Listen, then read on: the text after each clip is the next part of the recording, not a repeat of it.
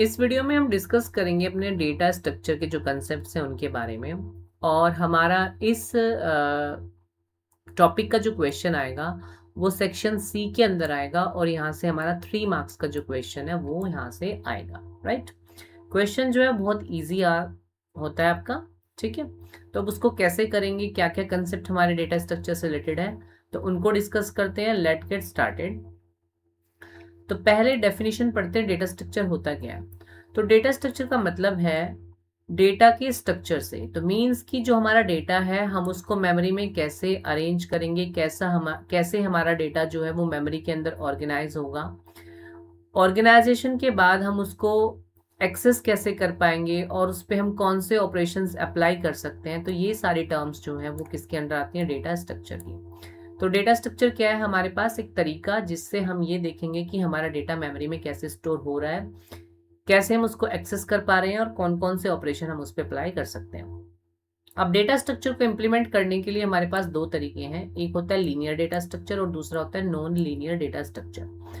Linear data structure किसको बोलते हैं, जहां पे हमारा डेटा जो है वो एक सीक्वेंशियल फॉर्म में स्टोर होगा, यानी कि एक सीक्वेंशियल ऑर्डर में स्टोर होगा। लाइक जैसे एक के बाद एक स्ट्रक्चर आएगा। जैसे आपके पास क्या होता है, आपने कैसेट्स देखी होंगी, तो कैसेट्स में क्या होता था, जो गाना होता था वो एक के बाद एक स्टोर होता था। ठीक है। और उसमें हम जो गाने को सुनते थे, पहले मुझे अगर सेकंड नंबर का गाना सुनना है तो उसके लिए मैंडेटरी कंडीशन ये थी कि मुझे पहले फर्स्ट नंबर का गाना सुनना पड़ेगा या उसको स्किप करना पड़ेगा। तो इसका मतलब ये है कि वहाँ पे डेटा क्या है, सिक्वेंशियल ऑर्डर में है।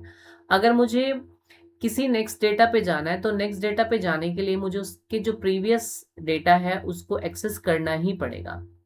और हमारे पास जो लीनियर डेटा स्ट्रक्चर है वो स्टैक होता है, क्यू होता है और लिंक लिस्ट होता है। पर हमारे सिलेबस में सिर्फ एक ही है और वो क्या है, हमारे पास स्टैक। और जो स्टैक को हम इम्प्लीमेंट करेंगे अपनी पाइथन में वो बाय यूजिंग लिस्ट करेंगे। तो जो लिस्ट के ऊपर हम ऑपरेशन लगाएंगे वो सारे ऑपरेशंस की हेल्प से हम किसको इम्प्लीमेंट करेंगे, अपनी स्टैक को इम्प्लीमेंट करेंगे। तो stack is implemented by using list. फिर जो हमारे पास नॉन लीनियर डेटा स्ट्रक्चर होता है उसमें हमारे पास डेटा की कोई ऑर्डर नहीं होता और उसके टाइप्स होते हैं हमारे पास ट्री एंड ग्राफ। तो आपको इसमें डिटेल में जाने की जरूरत नहीं है, सिर्फ आपको ये पता होना चाहिए कि लीनियर जो है वो सीक्वेंशियल होता है और नॉन लीनियर जो है वो हमारा सीक्वेंशियल नहीं होता है। और हमने सिर्फ एक पढ़ना है इसमें से, वो क्या हमारे पास स्टैक है। अब देखते हैं स्टैक क्या होता है। तो पहली लाइन यहाँ पे लिखी है कि स्टैक क्या है, एक लीनियर डेटा स्ट्रक्चर है। लीनियर इसको इसलिए कहा गया है क्योंकि यहाँ पे डेटा जो स्टोर होगा वो एक ऑर्डर में स्टोर होगा। ठीक है। जैसे अगर ये बुक ऑफ स्टैक है आपके पास, राइट। आपने क्या किया, पहले एक बुक रखा, फिर उसके ऊपर दूसरा बुक, फिर तीसरा, फिर चौथा, फिर पांचवा, फिर छठा, फिर सातवां, ऐसे आप बुक्स रखते जा रहे हो एक ऑर्डर में। अब जो अगला बुक रखोगे आप वो इसके ऊपर रखोगे और अगर बुक उठाओगे तो यहीं से क्या हो, बुक पहले आप उठाओगे। तो इसमें अपना जो आप वैल्यू इंसर्ट कर रहे हो और वैल्यू डिलीट कर रहे हो, तो यहाँ एक ही पॉइंट से वैल्यू डिलीट हो रही है और उस पॉइंट को हम क्या बोलते हैं, टॉप ऑफ स्टैक बोलते हैं। ठीक है। तो अगली लाइन यही लिखिए, stack is a list of element in which the element में बी इंसर्टेड और डिलीटेड ओनली वन एंड। यानी कि एक ही हिस्से से हम उसमें क्या कर सकते हैं, या तो एलिमेंट्स को डिलीट कर सकते हैं या एलिमेंट को इंसर्ट कर सकते हैं। और वो जो एंड है स्टैक का उसको क्या बोलते हैं, हम टॉप ऑफ स्टैक बोलते हैं। अब जो स्टैक का वर्किंग प्रिंसिपल होता है वो क्या होता है, LIFO. LIFO means last in first out. जैसे अगर मेरे को कहा जाए कि इसमें से बुक उठाओ आप, तो पहले कौन सा बुक उठेगा, जो सबसे ऊपर है, और ये बुक सबसे बाद में रखा गया था। ठीक है। तो इसलिए इसको बोलते हैं लास्ट इन फर्स्ट आउट, कि जो लास्ट में इन होगा वो पहले क्या होगा, आउट होगा। और सबसे बाद में कौन सा बुक निकलेगा, जो सबसे नीचे है, और वो रखा कब गया था, सबसे पहले। तो यानी कि वो जो सबसे पहले रखा गया वो सबसे बाद में आउट हो रहा है और जो लास्ट में रखा गया वो सबसे पहले आउट हो रहा है।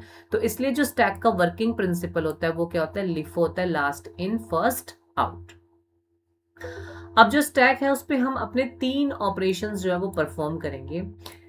पहला ऑपरेशन है पुश। पुश का मतलब है स्टैक में कोई नया एलिमेंट ऐड करना, दैट इज कॉल्ड पुश। ठीक है। मतलब इंसर्शन जो होगा उसको इंसर्शन ना कह के हम क्या बोलते हैं, पुश बोलते हैं।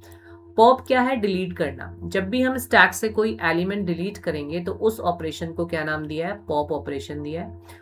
और नेक्स्ट है पीक ऑपरेशन, या पीप भी बोलते हैं इसको समटाइम।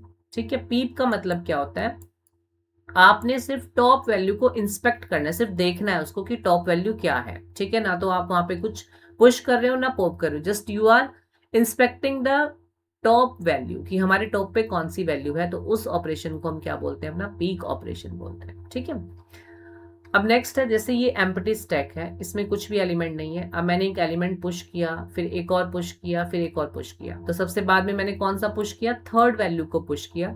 पर जब अब यहाँ से पॉप करूंगा तो सबसे पहले कौन बाहर निकलेगा, 3 बाहर निकलेगा। जैसे एक बॉक्स है आपके पास, ये इसको बॉक्स की तरह मान के चलो तो आपको इजी क्लियर हो जाएगा इस टाइम। और सबसे लास्ट में कौन सा एलिमेंट बाहर जाएगा स्टैक से, जो सबसे पहले इंसर्ट हुआ था। और सबसे पहले कौन गया, जो सबसे लास्ट में है। तो इसका मतलब वर्किंग प्रिंसिपल क्या हुआ हमारे पास, LIFO, last in first out, कि जो लास्ट में इन होता है वो सबसे पहले बाहर जाता है। जैसे लास्ट में कौन इन हुआ था, 3, और ये सबसे पहले बाहर जा रहा है स्टैक से। अब स्टैक में मैंने आपको 2 ऑपरेशन बताए। एक ऑपरेशन हम क्या करेंगे, पुश। पुश का मतलब क्या है कि हम स्टैक में कोई नई वैल्यू डालेंगे। और पॉप का मतलब क्या है कि हम स्टैक से कुछ बाहर निकालेंगे। तो मैंने यहाँ पे दोनों के आपको एक पॉपकॉर्न का बॉक्स लिया है, एक फिल्ड बॉक्स है और एक बिल्कुल एम्प्टी बॉक्स है। तो यहाँ पे 2 एरर आएंगे हमारे पास। जब हम पुश करेंगे तो क्या आएगा, ओवरफ्लो आएगा, और जब हम पॉप करेंगे तो अंडरफ्लो आएगा। अब ओवरफ्लो का मतलब क्या है, जैसे स्टैक जब हम बनाएंगे यूजिंग लिस्ट, तो लिस्ट की क्या होगी, एक साइज होगा।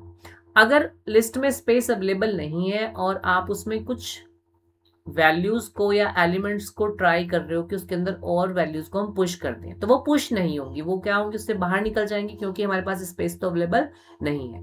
तो इस एरर कंडीशन को हम क्या बोलते हैं, ओवरफ्लो बोलते हैं। जैसे ये पॉपकॉर्न का बॉक्स है, ये पूरा भरा हुआ है ऊपर तक। अगर मैं इसमें और पॉपकॉर्न रखने की कोशिश करूं तो आप देखो वो स्प्लैश कर रहे हैं, बाहर निकल रहे हैं, ठीक है, बाहर गिर रहे हैं। तो इसी को हम क्या बोलते हैं, अपना ओवरफ्लो। तो यहाँ पे देखो डेफिनेशन क्या कहती है, it refer to as a situation, और ये क्या एक एरर है, when you try to push an element into the stack that is full, कि हम ऐसे स्टैक में कोई एलिमेंट पुश करने की कोशिश कर रहे हैं और वो स्टैक ऑलरेडी हमारा क्या है, फुल है। अगला सिचुएशन है कि स्टैक मेरे पास खाली है और मैं इस पे पॉप ऑपरेशन लगाऊं, यानी कि यहाँ से कुछ डिलीट करने की कोशिश करूं। तो डिलीट तो मैं यहाँ से कुछ कर ही नहीं पाऊंगा, क्योंकि स्टैक क्या हो चुका है, ऑलरेडी एम्प्टी हो चुका है। तो ऐसी कंडीशन को हम क्या बोलते हैं, अंडरफ्लो। तो यहाँ पे देखो क्या कह रहा है, it refer to as a situation, ये भी क्या एक एरर है, when once try to pop और delete from the empty stack, कि जब हमारे पास क्या स्टैक ऑलरेडी एम्प्टी है और हम उसमें से कुछ डिलीट करने की कोशिश कर रहे हैं। ठीक है, तो ये क्या कहलाएगा, हमारे पास अंडर फ्लो कहलाएगा। राइट, अब स्टैक को जब हम इंप्लीमेंट करेंगे, जो क्वेश्चन हमारे पास आएंगे, तो उन क्वेश्चंस में आपने ये 4 चीजें ध्यान रखनी है। अगर ये आपको याद होगी तो आपका जो क्वेश्चन है वो आप इजीली वहां पे क्या कर पाओगे, अटेम्प्ट कर पाओगे। तो पहले हम बात करते हैं पीक की। पीक मैंने आपको क्या बताया था कि हमने सिर्फ ये देखना है कि हमारे स्टैक के टॉप पे क्या पड़ा हुआ है। तो अभी एक स्टैक ले लिया मैंने, स्टैक में मेरे पास कितने एलिमेंट्स हैं, 5 एलिमेंट्स हैं। तो लेंथ कितनी होगी इसकी, 5 होगी। पर जब हम लिस्ट को देखते हैं, क्योंकि हम कैसे कर रहे हैं, बाय यूजिंग लिस्ट कर रहे हैं इसको, तो लिस्ट में अगर मैंने ये 5 एलिमेंट स्टोर कराए, जैसे 1 2 3 4 5, ठीक है, और इंडेक्सिंग कैसे शुरू होगी इसकी, 0 1 2 3 4। अब ये इसी लिस्ट को मैंने सिर्फ खड़ा कर दिया ऐसे, ठीक है। तो अब क्या हो गया, ये 0 1 2 3 4, और टॉप पे क्या है मेरे पास, 5 है, यानी कि मुझे लास्ट एलिमेंट को देखना है। तो लास्ट एलिमेंट कैसे देखेंगे हम, अगर इस लिस्ट का नाम स्टैक ले लूं मैं, तो लास्ट वैल्यू को चेक करने के लिए हम क्या लिखेंगे, लेंथ ऑफ स्टैक -1।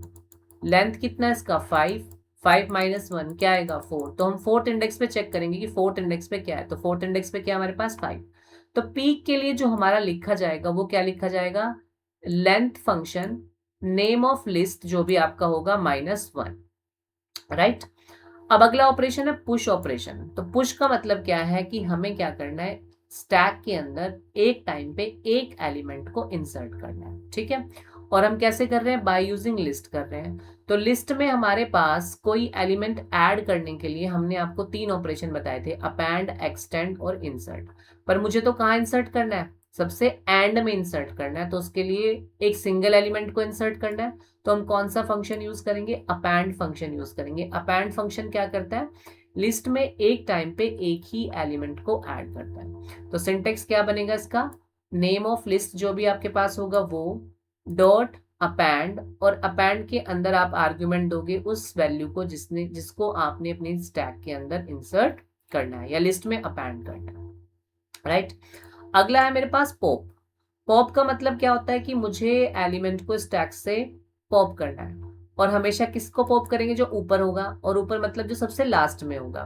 तो हमने एक पॉप ऑपरेशन पढ़ा था अपनी लिस्ट के अंदर, और पॉप के अंदर अगर हम कोई आर्ग्यूमेंट पास नहीं करते तो पॉप क्या करता है, हमेशा लास्ट वैल्यू को हमारी पॉप करता है लिस्ट के अंदर से। तो इसका सिंटेक्स क्या बनेगा, name of list dot pop. ठीक है, अब अगला ऑपरेशन है हमारा डिस्प्ले। तो क्वेश्चन जो आता है वो इन तीनों के ऊपर ही आता है, पुश, पॉप एंड डिस्प्ले के ऊपर। तो डिस्प्ले का मतलब वो क्या कह रहा है कि सिर्फ मुझे क्या करना है, अपनी लिस्ट के जो एलिमेंट्स हैं उनको एक एक करके डिस्प्ले कराना है। ठीक है, अब डिस्प्ले कैसे होंगे, बाय यूजिंग लूप, क्योंकि मुझे एक एक एलिमेंट को यहाँ से क्या करना है, उठाना है और डिस्प्ले कराना है। और डिस्प्ले कहाँ से कराना है, उसको रिवर्स ऑर्डर में, क्योंकि अब मैंने लिस्ट को क्या किया हुआ है, हॉरिजॉन्टल वर्टिकली उसको किया हुआ, हॉरिजॉन्टली वर्टिकली उसको हमने लिया हुआ है। तो जब वर्टिकली लेंगे तो सबसे पहले 5 आएगा, फिर क्या आएगा 4, फिर 3, फिर 2, फिर 1। तो मैंने कहाँ से उठाना है, लास्ट एलिमेंट से उठाना शुरू करना है। तो हमने क्या लिखा है यहाँ पे, लेंथ ऑफ स्टैक -1, ये मेरी स्टार्ट वैल्यू होगी कि हम कहाँ से स्टार्ट करेंगे, लेंथ ऑफ स्टैक -1 से शुरू करेंगे, क्योंकि अगर लेंथ मेरे पास 5 है तो 5 - 1 4, तो फोर्थ मेरी क्या होगी, स्टार्ट वैल्यू होगी। कहाँ तक आना है, मुझे 0 तक आना है। तो जो भी रेंज फंक्शन के अंदर मैं लिखता हूँ, लूप हमेशा उससे क्या रुकता है, पहले रुकता है, तो 0 पे रोकना है। तो 0 से जब नीचे की तरफ जाएंगे तो क्या आएगा मेरे पास, -1। अगर मैं -1 दूंगा तो -1 से पहले क्या आता है, 0, तो 0 पे आके रुक जाएंगे। और रिवर्स ऑर्डर में चलना है तो स्टेप हमने क्या ले लिया, अपना -1 ले लिया। ठीक है, तो जब हम अपना डिस्प्ले कराएंगे तो हमने फॉर लूप लिखना है, फॉर लूप का वेरिएबल इन रेंज, और रेंज के अंदर हम अब क्या देंगे, अपने 3 आर्ग्यूमेंट्स देंगे, start, stop and step. Start क्या होगा हमारे पास, लेंथ ऑफ लिस्ट -1, और स्टॉप क्या होगा हमारे पास, -1 होगा, क्योंकि हमें एक पहले रुकना है, तो -1 से एक पहले रिवर्स ऑर्डर में क्या आएगा, 0 आएगा, तो इसलिए यहाँ पे -1 देंगे स्टॉप वैल्यू। और रिवर्स ऑर्डर में चलना है तो हमारा स्टेप जो होगा, यानी कि बैकवर्ड डायरेक्शन में चलना है, तो लेंथ सॉरी स्टेप क्या लेंगे, -1 लेंगे। तो इन तीनों चीजों को याद कर लो। अगर ये तीनों चीजें आपको याद होगी तो क्वेश्चन करने में आपको जरा सी भी दिक्कत नहीं आएगी। ठीक है, तो ये 3 ऑपरेशन आपके डेटा स्ट्रक्चर से रिलेटेड आएंगे। अब नेक्स्ट वीडियो में हम डिस्कस करेंगे अपने जो PYQs हैं। जैसे ही आप 2-3 PYQ सॉल्व करोगे तो आपको आइडिया हो जाएगा कि कैसे क्वेश्चन सॉल्व करने हैं। और फिर से मेरी एडवाइस है आपको कि सिर्फ सुनना नहीं है, जो PYQs हम डिस्कस करेंगे उन PYQs को एक बार सुनने के बाद आपने खुद ट्राई करने की, उनको सॉल्व करने की कोशिश करनी है। जितना आप उनको लिखोगे यू विल गेट फैमिलियर, और आप इजीली उन क्वेश्चन को अपने एग्जाम में कर लोगे। और ये मेरी एडवाइस आपको हर टॉपिक के लिए, चाहे आप वो फाइल हैंडलिंग कर रहे हो, चाहे लिस्ट कर रहे हो, डिक्शनरी कर रहे हो, फंक्शंस कर रहे हो, कोई भी टॉपिक कर रहे हो, एक बार वीडियो सुनने के बाद, कहीं से भी आप देख रहे हो, जरूरी नहीं आप मेरा ही वीडियो देख रहे हो, आप कहीं से भी उस टॉपिक को कवर कर रहे हो, उसके बाद आपने उसको लिख के जरूर देखना है। ठीक है, तो ये मेरी एडवाइस है ताकि आप एग्जाम में अपना अच्छा स्कोर कर सको। Thank you.